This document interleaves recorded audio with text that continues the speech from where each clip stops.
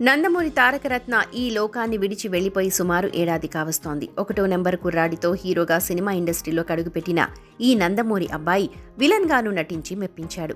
నటుడిగా తనకంటూ ఒక ప్రత్యేక గుర్తింపు తెచ్చుకున్న తారకరత్న రాజకీయాల్లోనూ రాణించాలనుకున్నారు. తన తాతలాగే ప్రజలకు తన వంతు సేవ చేయాలనుకున్నారు.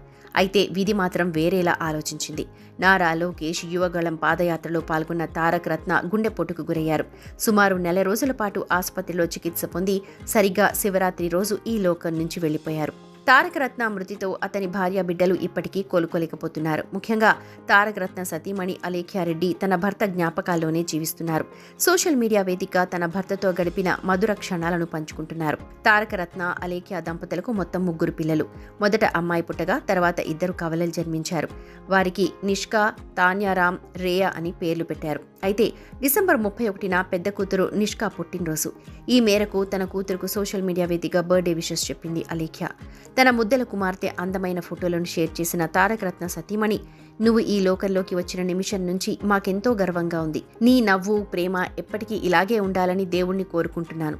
నీలాంటి కూతురు ఉండాలని అందరూ కోరుకుంటారు.